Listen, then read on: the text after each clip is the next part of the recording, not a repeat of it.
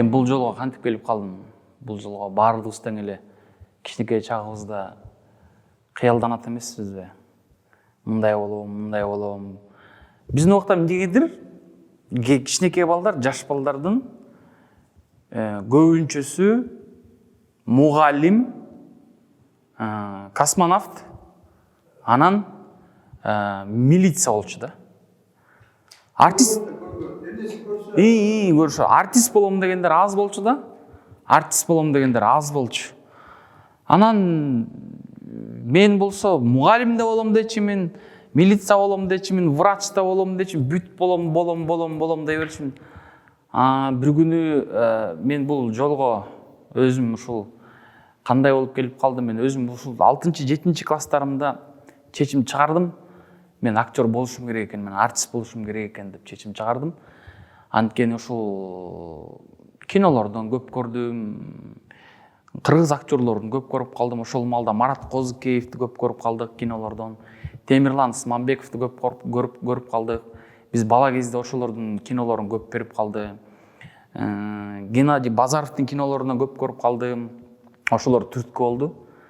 Анан ушул театр окуу жайында Токтоболот Абдымомунов театралдык окуу жайына келип 2003-жылы тапшырып, ошол жерде Назым Мендебайыровдун колуна, Замира Акылаеванын колуна түшкөнбүз.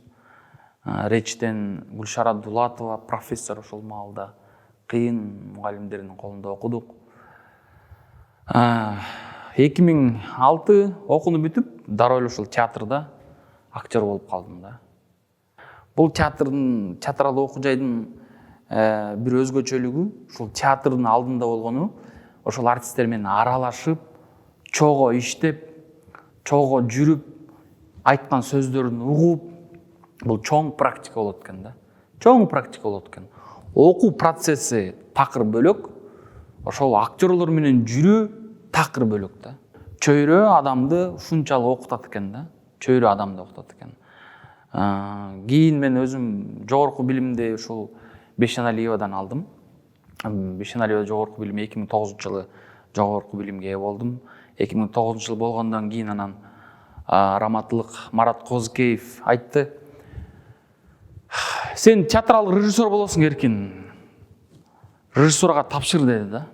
Анан хорошо дедим. Мага Марат Козыкеев инсценировка кылганды үйрөттү. Чыгарманын ичинен чыгарманы алып чыкканды үйрөттү. Отуруп экөөбүз жазып, далай чыгармаларды просто так эле отуруп жазып чыгарып, анан кийинчерээк жүрдүм. Анан раматылык киши каза болгондон кийин коюп айткан сөзүн орундатайын деп, анан окуу жайга тапшырып, Кудай буйруса быйыл бүттүм, 2019 тапшыргам.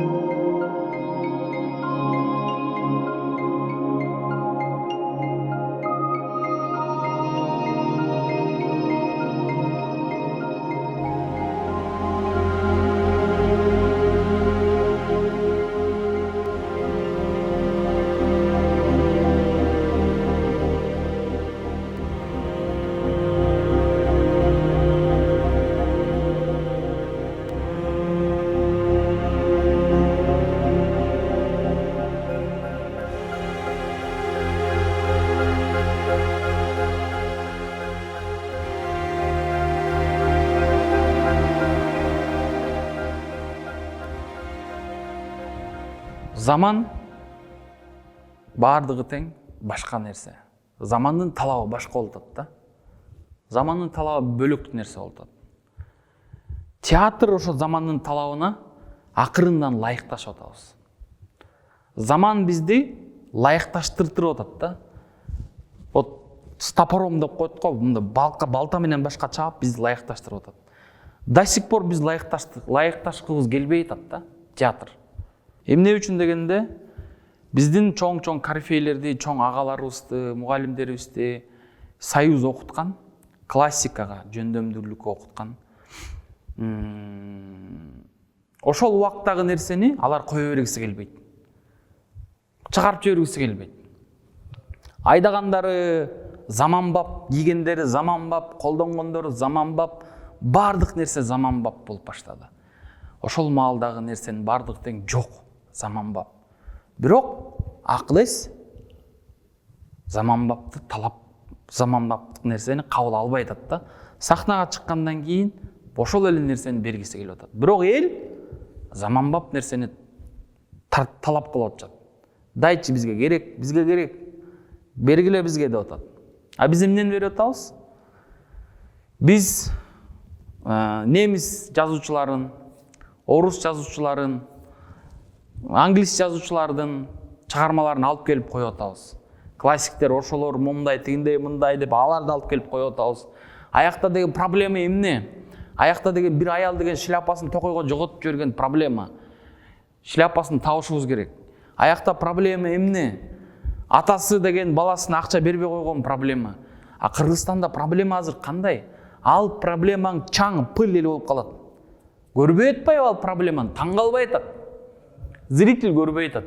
Незнакомые проблемы. Это вообще, когда у нас проблемалар момундай болуп атканда, ал проблема жөн эле чихне болуп калат. Ошон үчүн биздин өзүбүздүн местный драматургиябыз жок болуп атат. Марбажиев көтөргөн, Токтоболот Абдымомунов көтөргөн проблемаларды азыркы жаштардын көрүшү это чоң суроо болуп атат. Это вопрос. Көрбөй атат. Даже Айтматовду чайнай албай атышат. Да, Айтматов жазган экен деп атышат, бирок Айтматов ушундай болгон турбайбы? Мен окуган меселем просто көрүп коеюнчу гана деп атышат. Биз деген ошентип бир этап менен келип туруп, зрительдерди, көрүүчүлөрдү кандайдыр бир жолго салып, ошол жолдон өтүп баратабыз. Кудай буйурса бул театр бир 10 жылда элдердин талабына ылайык, элдердин талабына 100% болбосо дагы 70-80% жооп бере алат деген ишеним бар да.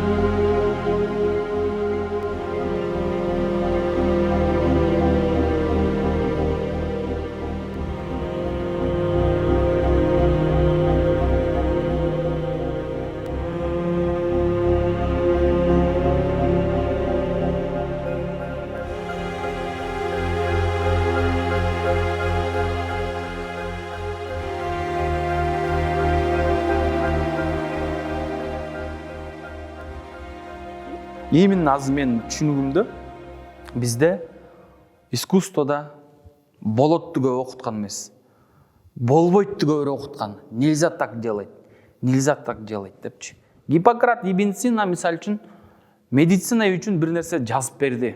Алар ошондон чыга албайт, болбойт, чыкканга болбойт. Жиглов, Плантон биздин милицияларга закон түзүп берди. Алардан закондон чыкканга болбойт, алар жаңыласа да болбойт, алар чыкканга болбойт. А биздечи? Бизде творчество, бизде направление көрсөтүлдү. Өзүң кандай кыла алсаң, элдин сынына коесуң. Элдин сынына коебуз. Менин оюмча азыр сиз айтып атпайсызбы, эмне үчүн актерлор режиссер болгусу келип атат, болуп кеткиси келип атат. Биз актерлор элдин көйгөйүн түшүнөт. Театрда жан дүйнө менен жан дүйнөлөр сүйлөшөт да. Театрда чыгып, актер чыгып, эл зрительдер менен зрительдерге ойногондо, элдердин, зрительдин дагы көрөрмандардын дагы жан дүйнөсүн ойготот. Ойготконго аракет кылат. Сезет. Ошону сезет. Балким режиссерлор ошону сезбей аткандыр. Айтайын деген оюн жеткире албай аткандыр. Балким өзүнүн жеке оюн айтып аткандыр. А режиссер деген эл менен эсептешиш керек. Az биздин режиссерлор эл менен эсептешпей аткандыгы. Кээ бир спектакльдер бар. Көрөсүң, көргүң келбейт. Чыгып туруп 10 кишиге айтасың, барба деп айтасың. Кинолор бар, көрөсүң, көргүң келбейт. Кинотеатрларда 3 күн, 4 күн турат. Көргүң келбейт, чыгасың, айтасың, 10 кишиге айтасың, барба дейт, ал 10 кишиге айтат. ошентип сарафанный реклама страшный болуп кетет. Эми мындай болуп атат агай, жаңы тартып аткан балдардын баардыгы тең тартып атышат кинонучу. Киного тарткан балдар алар эмне болуп атат? Алар киного акча таап келип атышат да, бирок тарткандар профессионалдар тартып атышпайбы? Ошол эле оператор профессионал болуп атат, актерлор профессионалдар ойноп атат. А тиги тартып аткан балдар эмне болуп атат? Алар наблюдает. Азыр алардын баардыгы тең окуу жайларга тапшырып атат. Бирөө Нью-Йоркко тапшырып атат, бирөө Иранга тапшырып атат, окууга тапшырып атышат, алар окуп баштады. А будущем мына Бешеналивада, калганы Бешеналивада окуп жүрөт азыр. Мына балдар билесиңер, окуп жүрүшөт алар. Алар уже опыт алып атат алар. Алар деген окуган адамдар менен иштеп атышат да. Алар самостоятельно эчтеке кылган жок, алар ушинтип барып туруп эле келет. Профессионал адамдар бериш керек башкаларга. Возможно, бериш керек. Туура эмес, нет, жок деп өзүнүн правдасы, ар бир адамдын өзүнүн правдасы бар. Творчестводо бүт барында правда бар, бирок творчестводо сиз айткан канондорду сакташыбыз керек, правиланы сакташыбыз керек, бүт бардыгыбыз тең. Ошол правиланын үстүндө болуп атат. Кинону көргөндө бар көрөсүз, бирок айтайын деген ою, драматургиясы, жүрүшү, событияларында кичине солгун бар, бирок бар деле оңолот да. Конкуренция болуп атпайбы бар деле. Кыргыз фильмге мурун ким конкурент болчу эле? Эч ким конкурент болгон эмес да. Конкуренция болуп атат да. Ойлонуп баштабадыбы азыр, деп кокуй деп башташпадыбы? Башка азыр киностудия ачып койгонго возможность болуп атпайбы азыр деген.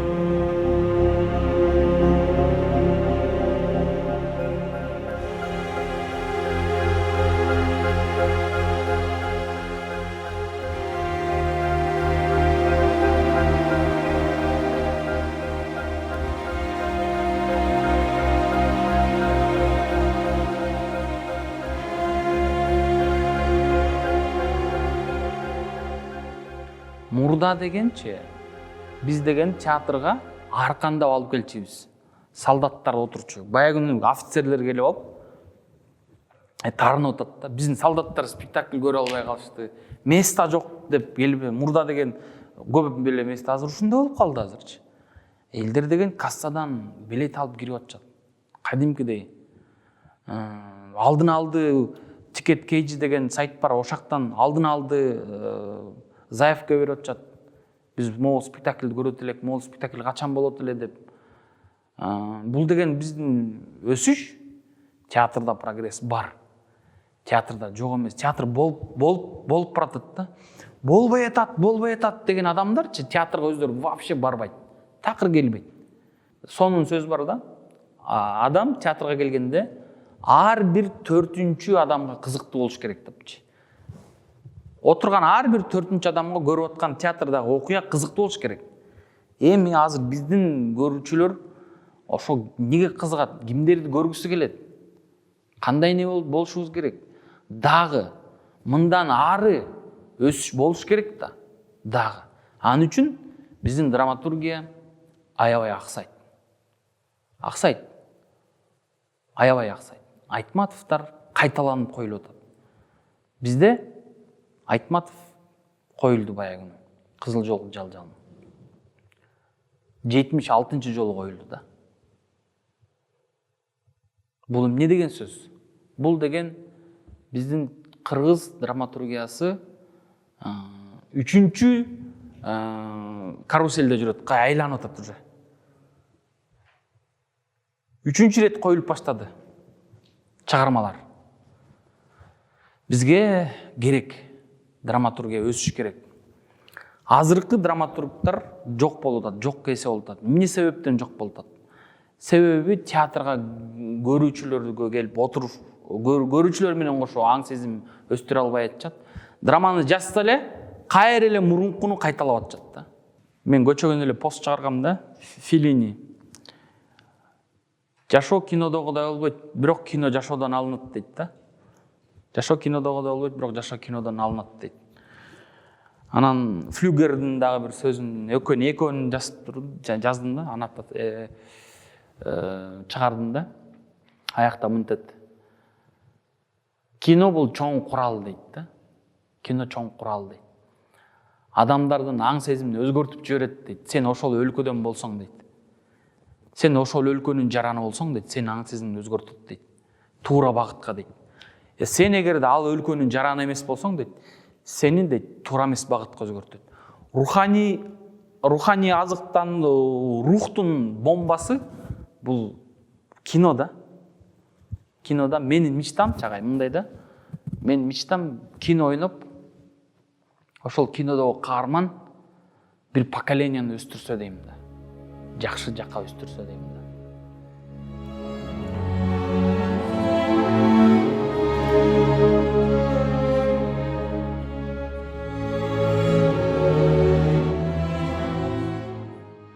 Силер ушинтип гепатамдарда жашап жүрө бересиңерби? Ата, апа, балдарыңардын билимдүү болушуна өбөлгө болбойсуңарбы? Дүйнө жүзү билимдүү болуп баратат. Силердин балдарыңар болсо тезек тергенден, суу ташыгандан, отун жаргандан башка эмне кылат? Мына мени Ленин деген жиберди. Мен Кызыл армиянын аскеримин. Тигине, тетиги жерге камыштан мектеп куруп берем. Ал жерге балдарыңарды жибергиле. Балдарыңар окусун. Силер баарыңар свет дегенди көрдүңөр беле? Жарыкты көрдүңөр беле? Мен телефон менен сүйлөшүп көргөм.